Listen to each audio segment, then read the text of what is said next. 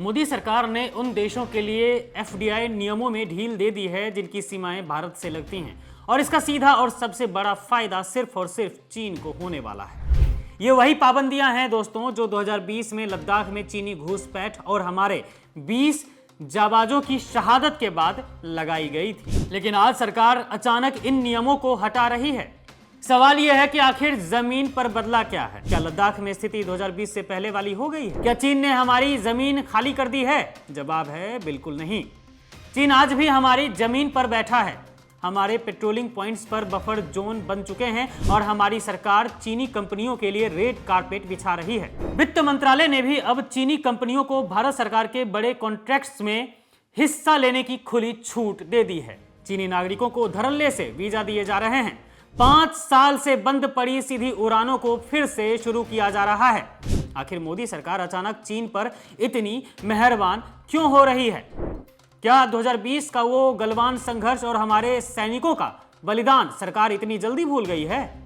आज चीन अरुणाचल प्रदेश में हमारे गांवों के नाम बदल रहा है। हमारे नागरिकों पर चीनी पासपोर्ट थोप रहा है। जम्मू कश्मीर के हिस्सों में धड़ल्ले से कंस्ट्रक्शन चल रहा है और बदले में भारत सरकार उसे व्यापार और निवेश का तोहफा दे रही है। पूर्व सेनाध्यक्ष जनरल एमएम नरवणे की किताब का वो हिस्सा आज याद करना जरूरी है। जब चीनी टैंक भारतीय सीमा की तरफ बढ़ रहे थे तब मोदी सरकार ने सेना को स्पष्ट आदेश देने के बजाय भारी संकट में डाल दिया था। 56 इंच का सीना है ये कहने वाले मोदी जी जनरल नरवणे से कह दिए थे कि जो उचित समझो वही करो। मतलब जिस सरकार के पास संकट के समय ठोस फैसला लेने की हिम्मत तक नहीं है वो आज चीन के सामने घुटने टेकती नजर आ रही है।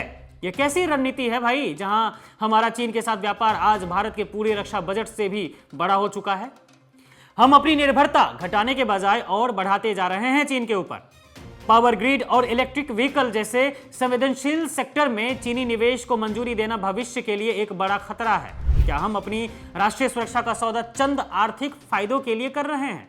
सरकार को जवाब देना होगा कि जब सीमा पर हालात जस के तस हैं, चीन लगातार हमारे नक्शे बदल रहा है और हमारी संप्रभुता को चुनौती दे रहा है, तो फिर ये नरम रुख किसके दबाव में लिया जा रहा है? क्या शहीदों के परिवारों को यह जवाब दिया जा सकता है कि जिस देश ने उनके बेटों का खून बहाया आज उसी के लिए मोदी सरकार के दरवाजे और तिजोरियां खोल दी गई हैं? यह सिर्फ एक नीतिगत बदलाव नहीं है बल्कि देश की रणनीतिक हितों के साथ एक बहुत बड़ा और खतरनाक समझौता है जिसका खामियाजा आने वाली पीढ़ियों को भुगतना पड़ सकता है। दोस्तों, मोदी सरकार के पास ना तो विदेश नीति का कोई ज्ञान है और ना ही कुछ खास कूटनीति का।